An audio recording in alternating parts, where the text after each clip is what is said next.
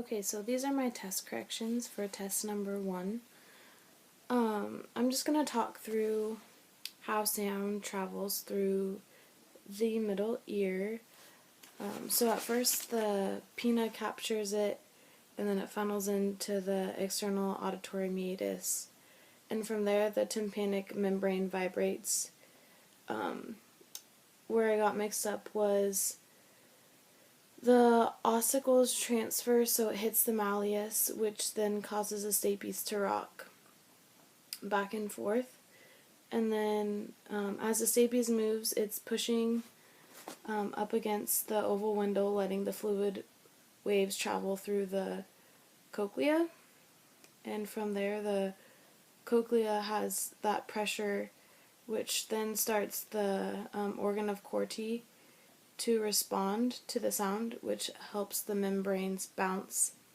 And then from there, the stereocilia bend, letting the tip link stretch, and when the tip link stretch, there's that space for the chemicals to enter, and that's when the hair cells get excited. And then from there, the neurons can fire, and the auditory nerve sends, and then it travels back to the brainstem, and then it happens all over again. Another question that I got wrong was number 12. One disadvantage of relying on the tuning fork test, and one disadvantage is that you can only test one frequency at a time, and also it relies on the patients for the right information. One of the other questions I got wrong was number 13.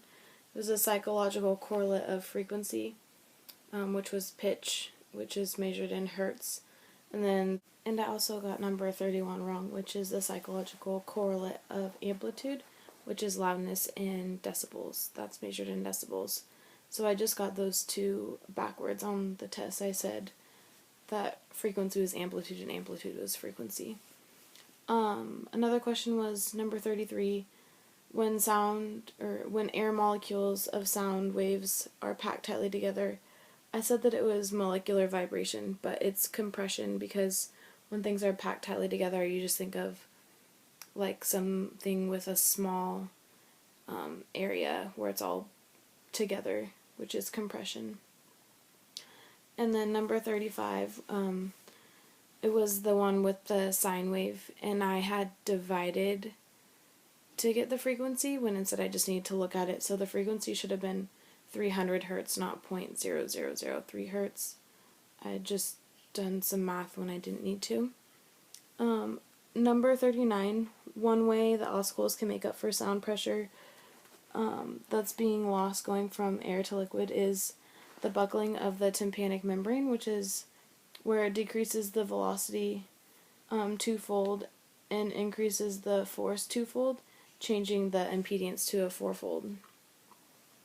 And then lastly was number 40, which is the purpose of the round window, and the purpose is to release pressure that's created by traveling waves, generating them by the stapes in the foot plate and pushing against that oval window.